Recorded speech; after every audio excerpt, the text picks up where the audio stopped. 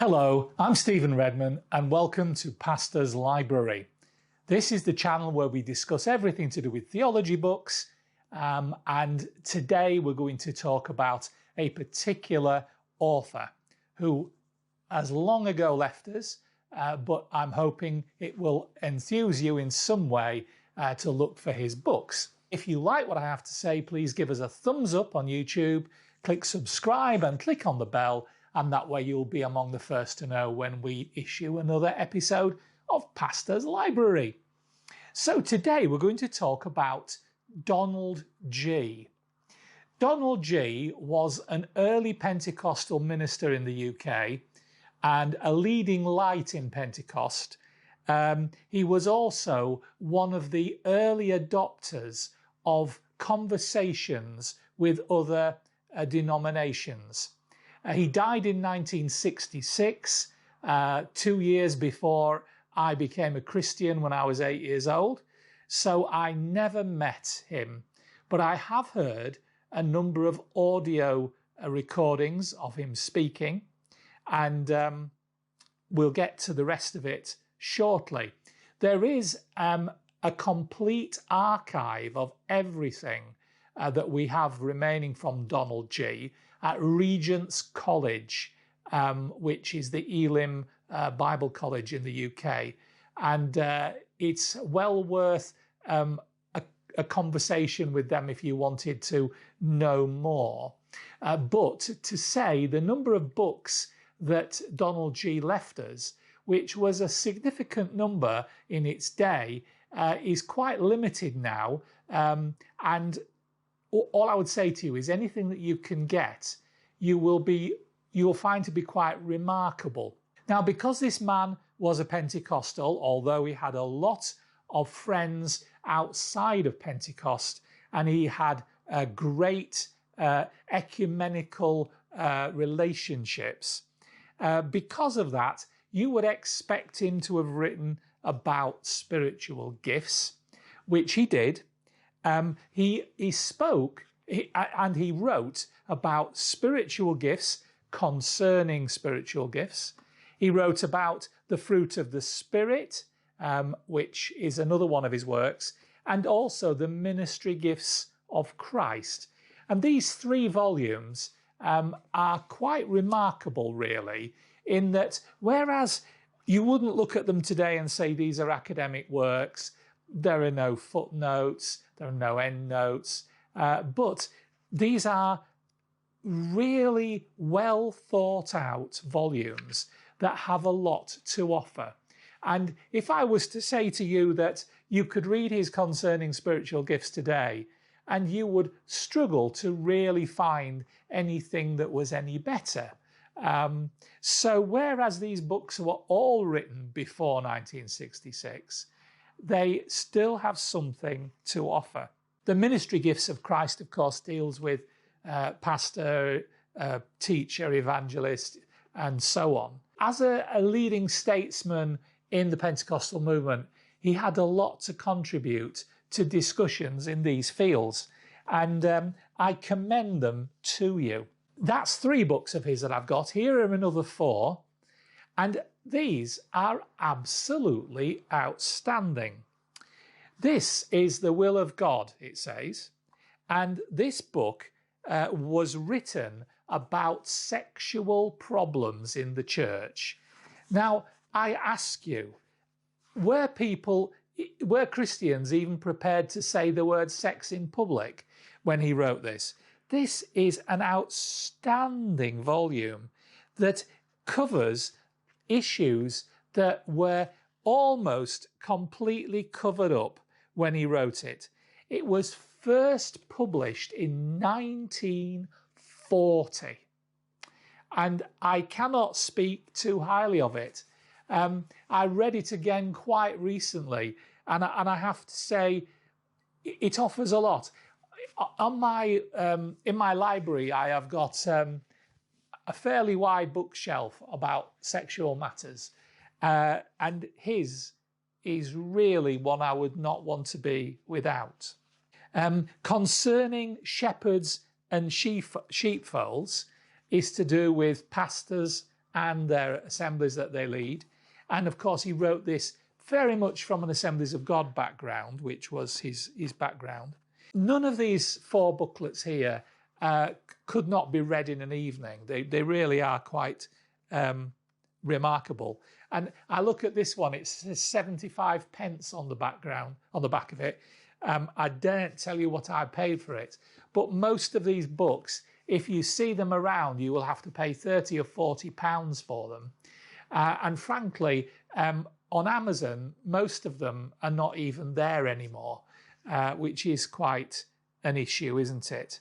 But these are the sort of thing that you pick up in bookshops, from Book Aid, places like that where you can buy them used, and they are quite remarkable.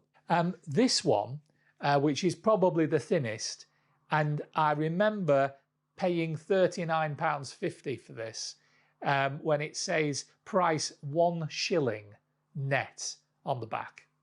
And this book deals with the issues of what about people who aren't healed when we pray for them? And I think this is really good coming from a Pentecostal in the 40s and 50s who died in the 60s. It's a really remarkable book. And when I was doing my master's degree, I did a module on healing. And I have to say to you, I found that invaluable. So it's a good one. The last one of these 4 is Studies in Guidance, Hearing the Will of God and Knowing What to Do with It.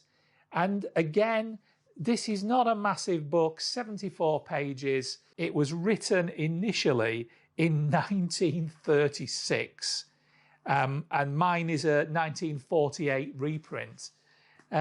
These books have something to offer, and whereas they are more given to historical research now, these are not books that you're going to probably get much in the way of marks for quoting from for a bachelor's or master's essay, but they still have something to add to the whole mixture of your research.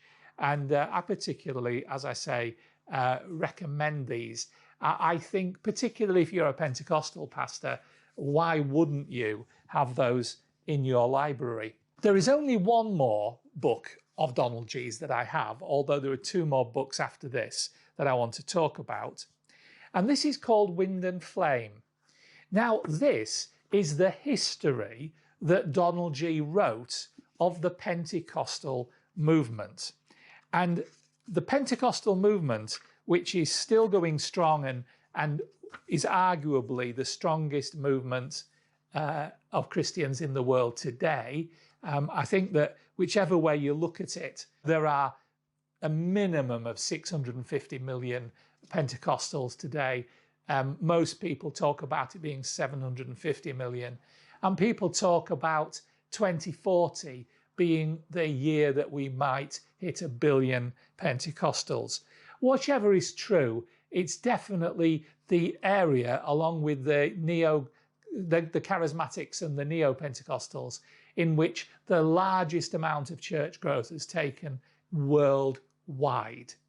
In the UK, the last figures that were out there in the public domain pre-COVID were that 32% of 32% of Christians in the UK define themselves as being Catholics. A further 32% define themselves as being Pentecostals, and 17% define themselves as being Anglican. Now, that was a very large survey from a very reputable source. And I think whichever way you look at it, Pentecostals are not the weird and wonderful fringe that they were when I was growing up. So this book is a historical work, great for research on the history of the early church. It was written right in the beginning of the 40s, 1941, revised in 1949, and my version is a 1967 print, must have been printed straight after his death. Those books to me, are all relevant to the Christian life, and particularly for anybody coming from a Pentecostal background. There are a few more books which seem to be mainly printed in Springfield, Missouri, but I can't put my hands on any of them. If I saw them, I probably would. But there are two very famous other books. One by John Carter, who was a man who died when I was a teenager, but I met him and listened to his preaching. He was one of the amazing early Pentecostals in the UK and was a friend of Donald G's for over 40 years. And this, called Donald G. Pentecostal Statesman, is John's biography of Donald G. It's a very worthwhile book. And just as Donald G wasn't big into charismatic personalities, and he never tried to promote himself, John Carter is very faithful to that. And it's an excellent book if you were to put your hands on it. Possibly the book which is the most outstanding biography of Donald G is that written by Richard Massey. Now, Richard has put together a great biography called simply Another Springtime, which was the title of an absolutely famous preaching session that Donald gave to the Pentecostal movement towards the end of his life.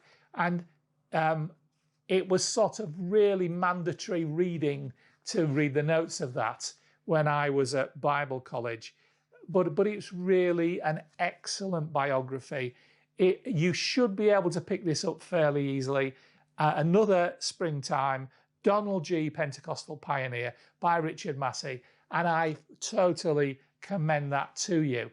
I suppose what I'm saying is there's not a lot left of Donald G's writings, and they aren't massive.